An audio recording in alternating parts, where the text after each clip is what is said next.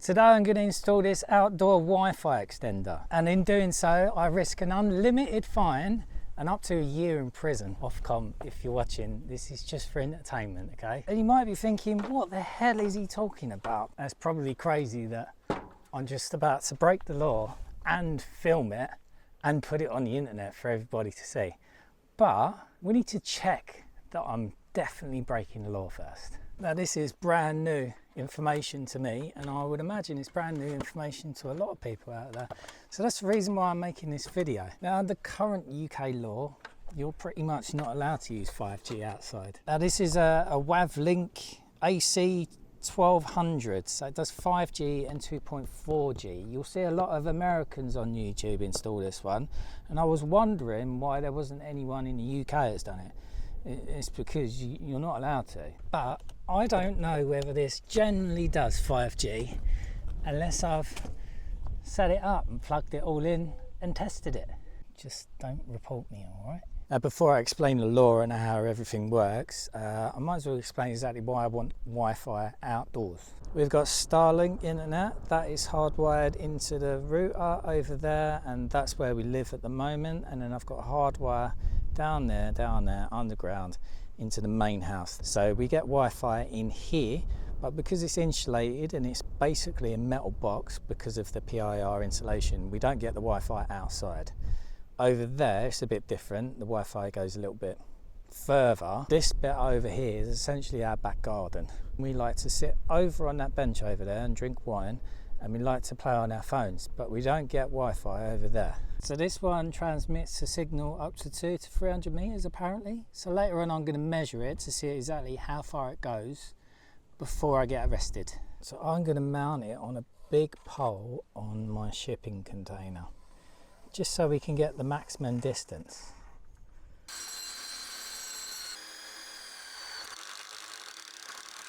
Look at that, it's proper solid. So I used the metal Tech-Fast screws on that, roofing screws.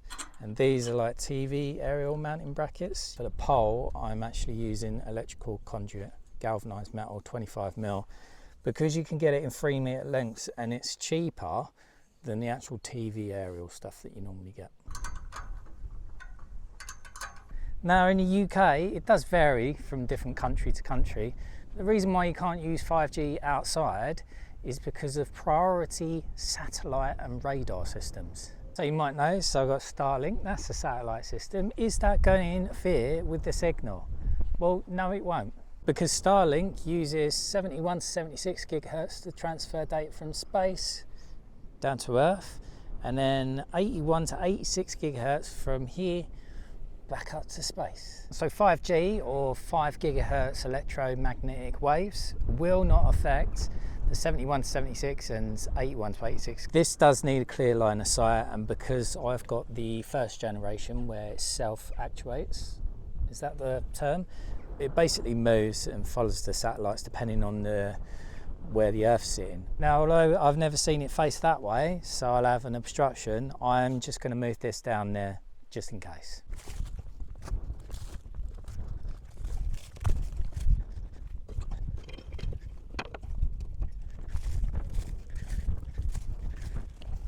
Priority radar and satellite systems. Now we're talking like weather stations and military radar. So just to give you some context, I've got a weather radar station, whatever it is, that's 18 miles in that direction, and then a military base with radar about 30 miles in that direction. In which case, as soon as I turn this on for the weather station, it's going to look like a big black hole's opened here, and the fighter jets are going to be scrambled straight away because it will look like it's the next Independence Day. Now I'm going to hardwire it into a network switch, which will be based in now. I'll show you the equipment that I've got in a minute. In which case I need to get it across here on this catenary wire that I set up before for the Starlink. Now I am not a network engineer by far, and this is almost beyond me. It took me a while to get my head around it, but I'm going to show you the equipment that I've got just for now, and then I'll go on to explain exactly why I can't use it. Right, so we've got the high power WavLink. That has got the main unit there. There's a couple of aerials that go with it. It's basically powered over Ethernet. So this is the PoE. You do get a small patch lead in there, but obviously if you're going outdoors, you're going to need a longer Cat6 cable, and that's what I've got here. This is rated for outdoors. Now, I did buy this off eBay, so there's a chance it might be a cheap Chinese knockoff and it hasn't even got 5G, which is the main reason why we're just trying it. For my particular setup, I've got a Starlink router. It's only got one port in it, one auxiliary port, so I needed some kind of network switch. So I've got this. I'll put a link in the description if you want to see this one. I did get a bigger one. I was chatting with Liam and he was saying, get a bigger one, get a bigger one. Right, so it's got 10 ports, but on the box, it says right here, for the state of California, warning, cancer and reproductive harm. That's that 5G cancer stuff, I think. And then just here, due to the 5 gigahertz radio technology that is used, this device may only be operated inside buildings. This usage restriction applies for the following countries. And then right at the end there, it's got UK. It was only by chance that I read that writing on the back. I didn't know that before, and then I went down a rabbit hole, and I'm going to explain exactly what that was in a minute. But this, none of the retailers, wherever they sell them, they don't say that you can't actually use it outside. So I can use this inside. 5G, it's fine. As soon as you take it outside, not allowed. That is unless it meets certain requirements and standards that a normal retail unit probably doesn't. Your outdoor access point or Wi-Fi extender or bridge, anything that uses 5G needs to have these functionalities: D, F, S and TPC. I'll explain exactly what they are in a second, but before then you need to understand what the 5G network is. 5G stands for basically 5,000 megahertz. It's an electromagnetic wave. It starts over here and they're further apart and then they get closer. So over here is 5,000 megahertz and over here is 6,000 megahertz. And between 5,000 and 6,000 there are lots of different channels that you can select. Now routers are quite clever these days and they can automatically select which channel to use depending on how busy the network is basically. Now DFS means dynamic frequency selection. As far as I can see from reading the spec sheets, none of the access points that are outdoor have that kind of functionality, unless I think there's probably a few out there, but they cost like thousands of pounds. To explain it, I'm going to give you a simple analogy.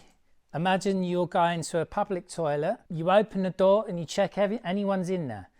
No one's in there, okay, that's fine. You can go in, you can shut the door, but you need to keep it ajar. You can stay in there all day and have a big long shit, but every now and then you just need to check that there isn't someone that's got a priority coming along. So if there's a pregnant lady just bobbing along, you need to go. And even if you've checked in the first place that it was empty and you kept an eye out all day, at least once a day, even if you're in the middle of something, you need to come out and give it 10 minutes before you go back. So basically means that your system needs to be able to check whether the military or the weatherman wants to use that particular network at that particular time or whatever, just so there's no mix up and there's no big spaceships or black holes basically. And TPC stands for Transmit Power Control, which I'll explain over here. In easy terms, that's basically the strength of your signal, like the volume, if you like. Imagine you're in a restaurant and you're trying to have a meal with someone, and then a few tables along another table joins and they start talking as well. And then before you know it, everyone in the restaurant is talking louder and louder and louder and louder. And then I can't hear myself. And then everyone's just shouting at each other. And I can't hear myself, and you can't hear yourself. Right, so the 5G network is split into different frequencies, i.e. different bands. So band A is 5150 to 5350 megahertz, band B is 547E to 5730 megahertz, and band C is 5725 to 5850 megahertz. And in between them, you get different channels. So channels, they're split up 36 to 64 in band A, 100 to 140 in band B, and 149 to 161 in band C. Ofcom, the communications regulator, they do have a handy printout so you can make sure you are using the right equipment for your needs with the right settings.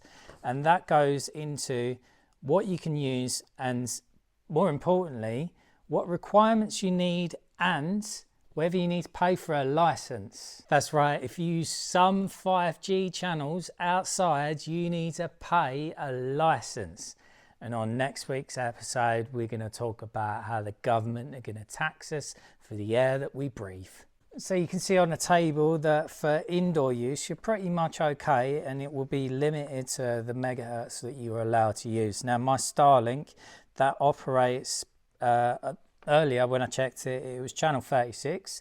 That means it was probably on 42 with an 80 megahertz range, and it does not go over 5,250 megahertz because you require a DFS as a result of that. And you will notice that for indoor, you do not need a license. Down to business outside. Doesn't look like you can use band A at all. You can use band B, but it needs a maximum power limit of 1 watt.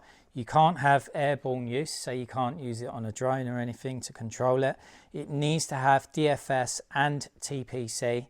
You do not need a license, but as we've discussed, not many consumer units or retail units for a normal average consumer do not have the DFS function. Some have TPC. And then for band C, it can't be above 4 watt, and you need to have a license, and you need to register all your terminals. The license is not that much. I think it's £50 and then £1 for extra terminals from there. So if anyone can find an outdoor access point that has 5G, that has DFS and TPC, then let me know. You need to put the model number and stuff because you can't put any links, otherwise YouTube will ban it and I'll never get to see it. Okay, I'm going to spend some time setting this up. I won't bore you through that bit, but when we come back, we're going to test it. We'll see whether it's working in the first place.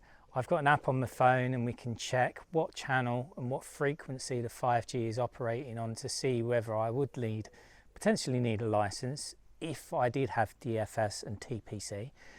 We'll see the actual distance, how far it actually transmits across the field as well. Right, I set it up, I turned it on, and within 5 minutes, this happened.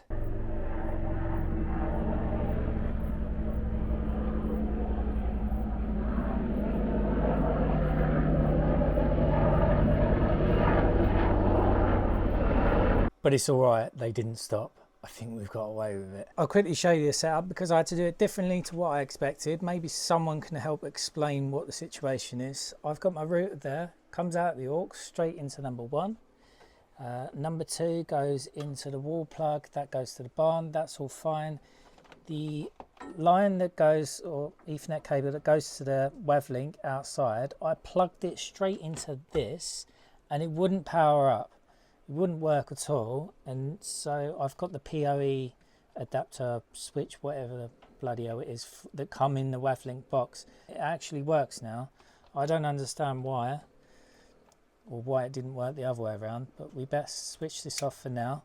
Tomorrow I'm going to show you the range on this. It's absolutely mental. Right then, it's up and running, and I can confirm that the 5G does work. So the question is, how much of the law are we breaking at the moment? Now, we're going to check which channel or which bandwidth my 5G is on. I've got a screenshot here. We are not on band C, so we don't need a license and we don't need DFS and TPC. We're not actually on band B as well. Now they're the two that we can actually use outside. I can confirm that we are on band A, which is illegal to use outside on a fixed point. This is actually on the same channel as the Acer router, and the amazing thing is, if you take a look at this one here, my DJI Pocket, my microphone, my camera, that operates on band C. So I should be paying for a license to actually use this. So yeah, the 5G on the ASA and the WAV link, they're on the same channels. I can't change the channels on either, I don't believe, so there's going to be interference. It doesn't really matter because I shouldn't have this out here and it's totally illegal. Just to prove that the 2.4 gigahertz is working, I've split my Starlink to 2.4 and 5. It used to do together before. So that is actually on channel 6. I've got my barn TP link on channel 8 and then the WAV link is on channel 9. So there's no crossover and it works good. Let's go and have a look at exactly how far we can get the 2.4 and 5G. I'm at the bottom corner of my field and you can see, well, I can see it, it's just about there. We're approximately 100 meters away. I'll give you a screen overlay with a measuring distance. It's just under 100 meters. So right now I'm connected to the 5G. And because of that, I can sit down here and watch my favorite YouTuber. Have you ever seen these holes in the side of your roof window frames? So down here, I've got better signal on the 2.4 than the 5G. They're the two networks I can connect to. Right, let's hop over the fence. We can go to the corner of that field, or just up to the corner here, and that's about 200 meters away. Can you see the hair running? Right, we're approximately 200 meters away. Here's the overlay. I don't know whether you can probably see the house or the barn in the distance. I can just about see the WAV link. It does appear that I've almost got better signal on the 2.4. I assume because it's on a, down there I was in a dip. Over here I've got less on the 5G, slightly. I've just bought a DeWalt refurbished angle grinder from Screwfix. Yeah, still works. It does look like the 5G is struggling a little bit. Sometimes it's connected, sometimes it's not. And that's 200 meters away. So it looks like that's kind of like the limit that you will get. Right, 2.4, that's the 2.4. The signal strength is quite good still. Okay, we are 350 meters away. We're in the corner of the field. I don't know whether you can see the house down there and everything. And yeah, it's not really happening, basically. It comes up sometimes and then it loses it. So I would say 2.4 is, it just doesn't come this far on that particular unit anyway. The times I do get it up is on minus 83 decibels, milliwatts. So that's similar to what the 5G was over there when it was in and out, but it won't connect to my phone. So we're going to go a little bit closer, see if we can get connected. Now this 300 meters, it's fine. So it looks like that's pretty accurate in terms of like the, well, let's stop this. So it looks like the specification is quite accurate. 300 meters for 2.4 and 200 meters for 5G. I say 200 meters is a bit on the edge for the 5G though. For the 2.4 it's fine. So 2.4, it just seems to work better. I don't understand why everyone wants to get onto like 5G. Because 2.4, it can go through walls better, and I can only use that 5G one inside now. So what can we conclude? Well, for one, I need to get a license for my camera and my microphone apparently. I'm definitely going to do that. And that WAV link, I need to take it down because I'm breaking the law. So I'm definitely going to do that. Definitely going to do it off com. And yeah, I'll put it inside, even though a 2.4 one would be better inside because of the wall situation. Okay, bye.